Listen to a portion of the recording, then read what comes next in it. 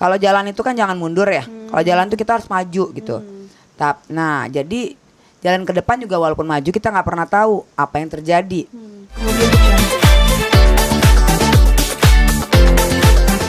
Nggak mantau kan? Iya makanya. Yang buruan, Oh belum. si Pista. Iya, ini dari situ gitu loh, dari situ. Goyang dikit juga nggak apa sampai. Iya, ini udah 40 mata udah ganti. 4 bulan Iya lo ganti udah mencong-mencong jelek. Oke, udah Kak Feby mungkin boleh ceritain dong kabarnya Kak Feby habis ketemu sama Virgon ya, mungkin gimana sih keadaannya dia? Semalam ya. Semalam itu pertama kali kunjungan kita ke RSKO Jakarta. Itu pertama kalinya. Kalau kemarin sebelumnya kan kita kan ke Polres Jakarta Barat.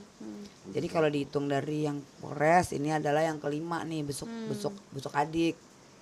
Tapi yang semalam itu karena memang udah kemalaman, kita intinya sih cuma mau tahu, cuma mau make sure kalau jam kunjungnya jam berapa, ruangannya di mana, terus yang kayak gimana sih situasi.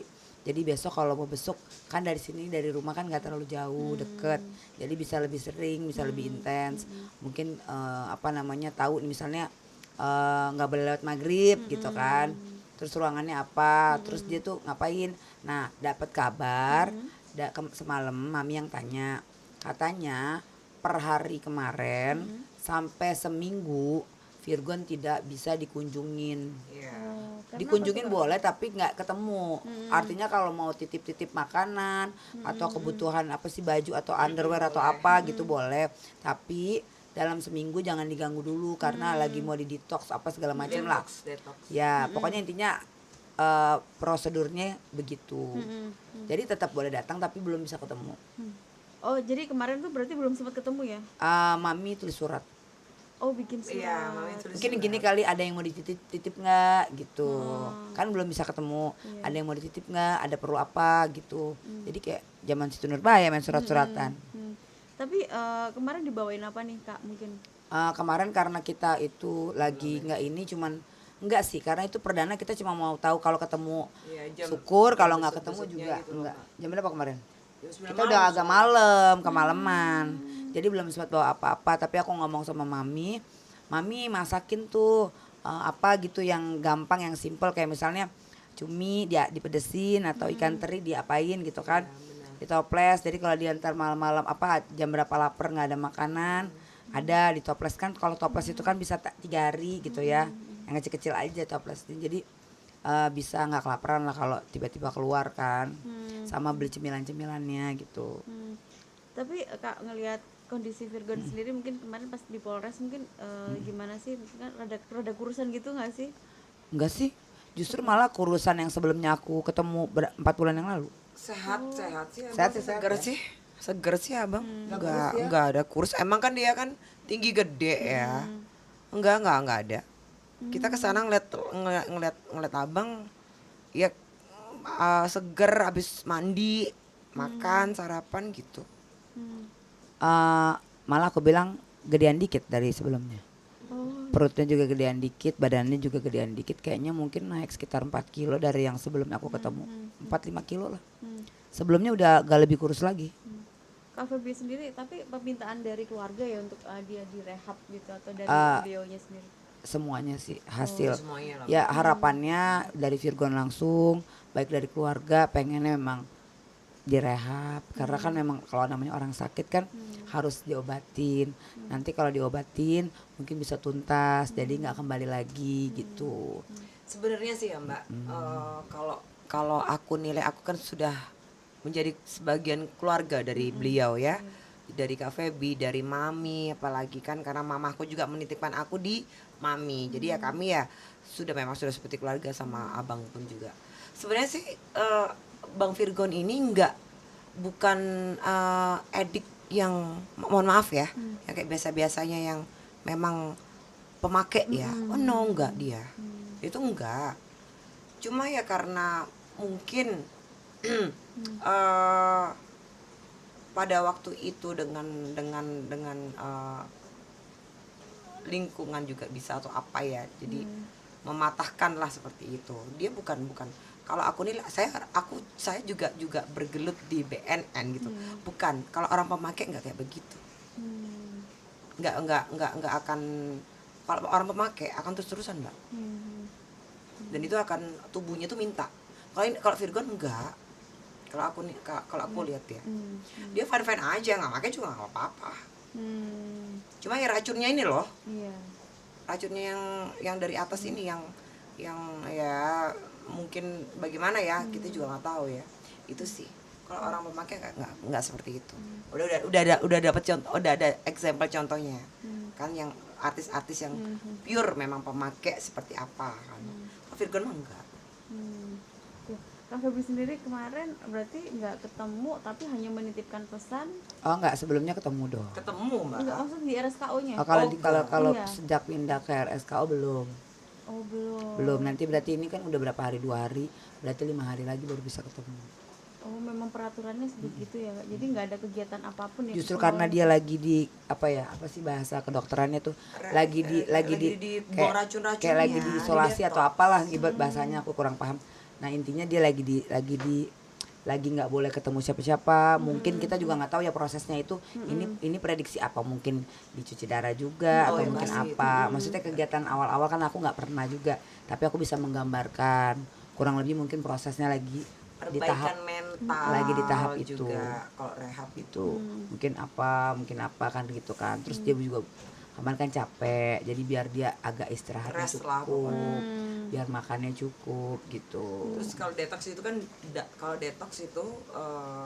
apa namanya, darah itu kan diganti dari yang banyak racun ya. Itu Atau cuci darah.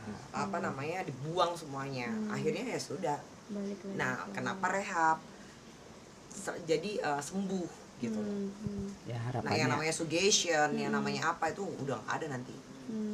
Gitu. ya harapannya, Karena aku bilang tadi harapannya, bukan memakai. harapannya dengan adanya direhab ini dia benar-benar berhenti total dan nggak balik lagi.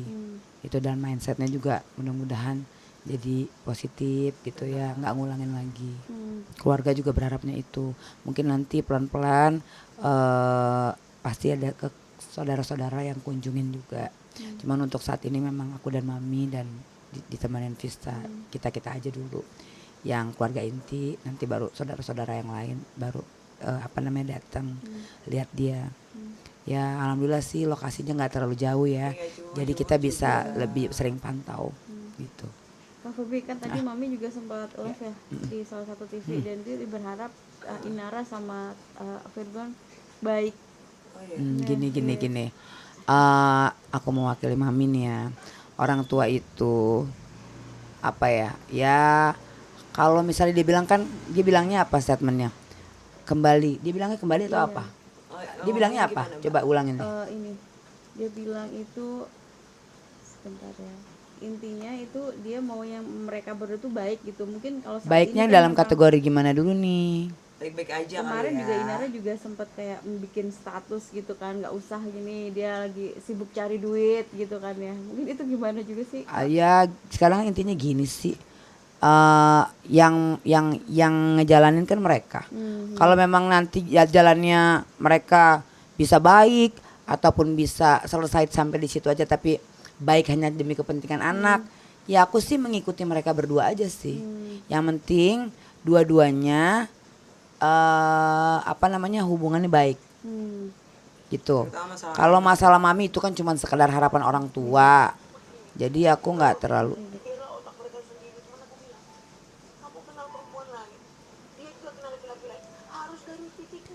Nggak usah lah, nggak.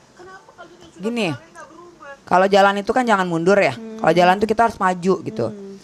Nah, jadi jalan ke depan juga walaupun maju kita nggak pernah tahu apa yang terjadi. Ya intinya jalin hubungan yang baik aja. Masalah nanti cocok lagi, dekat lagi, ngapain lagi, biar berjalan dengan sendirinya. Kalau memang jodoh masih ada jodohnya lagi kembali, nggak ada masalah. Kalau misalnya pun mau kawin lagi, nggak ada masalah gitu. Jadi aku tuh kan bukan hidupku ya, dan adikku juga udah besar. Jadi kalau misalnya dia bilang mau kembali lagi, lu yakin? Aku cuma mau meyakinkan aja. Alasannya apa? Yakin? Monggo, silakan. Kalau aku lebih kepada aku nggak mau, kan ini kan kita harus ada batasannya. Karena kan rumah tangga yang ngejalanin bukan mami. Harapan orang tua boleh, tapi kembali lagi mereka yang ngejalanin. Aku harus bisa meletakkan di mana yang itu bukan ranah aku. Ini ranah aku. Jadi sebisanya aku hargain keputusan mereka. Selama itu tidak memberatkan sebelah. Tapi kalau memberatkan sebelah, baru aku ikut campur kan gitu. Dari awal kan juga aku gitu kan. Ya, Kak Fabi kemarin pas ketika ketemu sama Virgon sempat cerita kangen anak-anak gitu nggak? Oh iya pasti, dia juga titip pesen sama mantan supirnya, jagain anak-anak, sama pembantunya, tulis surat, titip anak-anak ya, tolong diurusin. Kan apa namanya, Virgon kan berapa lama mungkin nggak ketemu, khawatir. Namanya anak-anak kan di rumah ada setrum, ada colokan, ada apa, bahaya-bahaya, tangga, takut jatuh. Jadi lebih fokus ngurus anaknya gitu, tolong titip-titip itu sih. Nggak menitipkan sesuatu ke mantan? Enggak. anaknya Ntar gitu. surat cinta untuk mantan istri, judul lagu lagi. Enggak lah. Cuma titip surat ke pembantu, ke ART untuk dikasihin. Cuman kan ngomong juga nggak bisa kan, di telepon juga belum bisa. Jadi cuman titip anak-anak aku ya, gini gitu aja sih, standar. Tapi Kak Fabi sendiri mungkin ngelihat mungkin kondisi Virgon yang seperti itu, maksudnya gini Kak, sudah rumah Ya. tangganya Ya. begitu dan sekarang dia begitu, Gim sebagai kakak sendiri nih mungkin seperti apa sih? Kalau aku nggak apa-apa. Ini namanya kehidupan, semua orang berproses. Jadi apapun itu yang dijalanin. Karena kalau misalnya kita nggak ngelewati tahap-tahap itu, kita juga nggak bakal bisa jadi diri kita yang saat ini dan diri kita yang ke depan yang lebih baik lagi. Jadi jalanin aja, nggak usah, berdamai aja sama diri sendiri, sama masa lalu, terima itu, ikhlas, baru bisa legowo, baru bisa jalani baik. Kalau aku sih gitu, yang lalu udah berlalu, sekarang ya udah damai, gimana cara ke depannya lebih baik lagi. Itu sih kalau aku sih kayak gitu sih, lebih ngeliat ke depan. Ngapain bahas-bahas ini tuh yang udah lalu, jadiin pelajaran. Tapi Kak itu ya kan ada cewek tuh, Ah. sempet ditanya nggak siapa Iya. sih? Oh iya sempat nanya, itu siapa? Kata dia teman. Oh, orang mana? Dia kayaknya agak menutupi. Oh, mungkin karena nggak enak atau takut atau apalah, kan momennya juga kan nggak bagus kan. Oh ya udah, aku cuma nanya, itu orang lama apa orang baru? Siapa? Apa kakak kenal? Enggak, kakak nggak kenal. Aku nggak mau tanya terlalu dalam. Karena dia momennya kita cuman pertemuan 15 menit durasinya. Jadi kalau aku bahas perempuan itu waktuku habis. Lebih baik aku menguatkan dia pas ketemu, kasih dia semangat. Aku nggak mau menghakimi urusan. Yuk kita pinggirin dulu yuk permasalahan yang kemarin.